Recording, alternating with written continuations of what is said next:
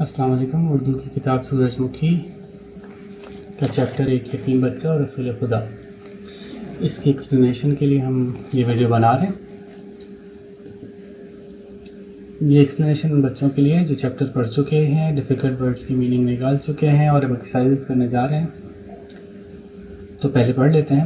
عید کا دن ہے، مدینے کے گلی کوچوں میں ہر طرف چہل پہل ہے۔ نوجوان، بوڑھے اور بچے صاف ستھرے کپڑے پہنے عیدگاہ کی طرف جا رہے ہیں۔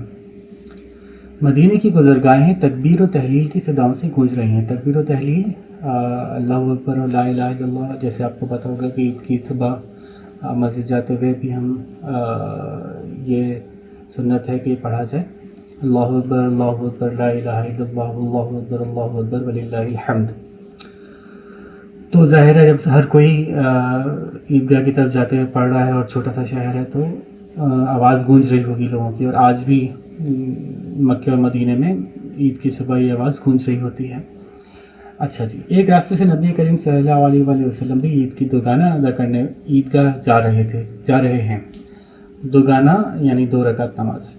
چلتے چلتے ایک مقام پر بے اختیار آپ صلی اللہ علیہ وآلہ وسلم کے قدم رک گئے۔ کچھ بچے اچھے کپڑے پہنے بڑی بے فکری سے کھیل کود میں مگن ہیں، مگر ایک لڑکا ان سب سے الگ تھلگ غمگین بیٹھا میلے کچیلے کپڑے پہنے سارے بچوں کو حسرت سے دیکھ رہا ہے۔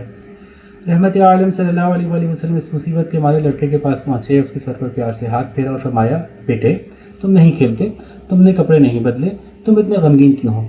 بچے نے سر اٹھا کر دیکھا اور فوراً آنکھیں جھکا لی۔ کیوں جھکا لی آگے ایکسپلینیشن آ رہی ہے کہ ہمدردی کا برتاؤ دیکھ کر اور جملے سن کر بے اختیار اس کی آنکھوں سے آنسو بہنے لگے، تو اپنے آنسو کو چھپانے کے لیے اس نے اپنی نظریں جھکا لی۔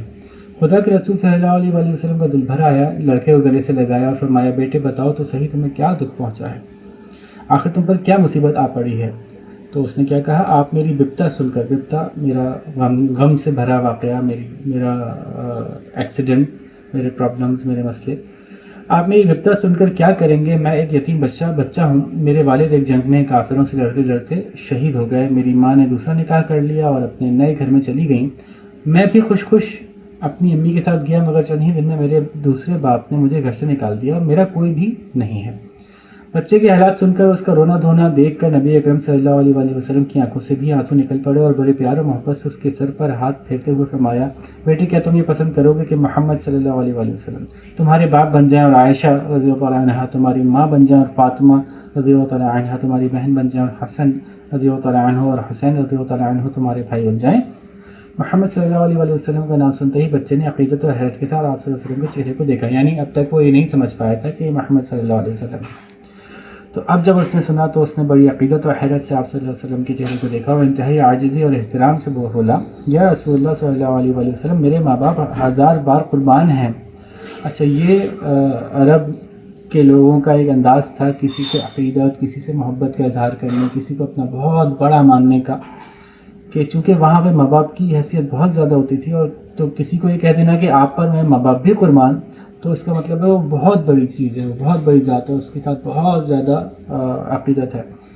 تو یا رسول اللہ صلی اللہ علیہ وآلہ وسلم میرے ماں باپ 1000 بار قربان ہیں خدا کے رسول صلی اللہ علیہ وسلم پر، حضرت عائشہ رضی اللہ تعالیٰ عنہ سے اچھی ماں کہاں ملیں گی، حضرت فاطمہ رضی اللہ تعالیٰ عنہ سے اچھی بہن اور حضرت حسن اور حضرت حسین رضی اللہ تعالیٰ عنہم سے اچھے بھائی کہاں میسر آئیں گے؟ مجھ سے زیادہ خوش نصیب کون ہوگا اگر خدا مجھے ایسا خاندان دلوائے۔ لڑکے کی آنکھوں میں خوشی کے آنسو تیرنے لگے۔ خدا کے رسول صلی اللہ علیہ وسلم نے بچے کا ہاتھ پکڑا اور اپنے ساتھ لے کر گھر کی طرف روانہ ہوئے۔ گھر پہنچ کر حضرت عائشہ رضی اللہ تعالیٰ عنہ سے فرمایا، عائشہ لو یہ تمہارا بیٹا ہے، اسے نہلوا کر کپڑے پہناؤ اور اسے کھانا کھلاؤ۔ یہ لڑکا آخری دم تک نبی کریم صلی اللہ علیہ وآلہ وسلم کے پاس رہا۔ آپ صلی اللہ علیہ وسلم جب اس دنیا سے رخصت ہوئے تو اس لڑکے کا برا حال تھا، اس کی ہچکی بندھی ہوئی تھی اور وہ کہتا تھا کہ آج میں یتیم ہو گیا۔ ابو بکر صدیق رضی اللہ تعالیٰ عنہ نے لڑکے کی کیفیت دیکھی تو پیار سے اس کا ہاتھ پکڑ لیا اور اپنی سرپرستی میں لے لیا۔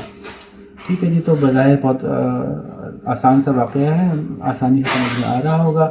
اس لڑکے کا یا ان صحابی لڑکے کا نام غالباً بشیر تھا، جو آپ صلی اللہ علیہ وآلہ وسلم نے ہی غالباً رکھا تھا۔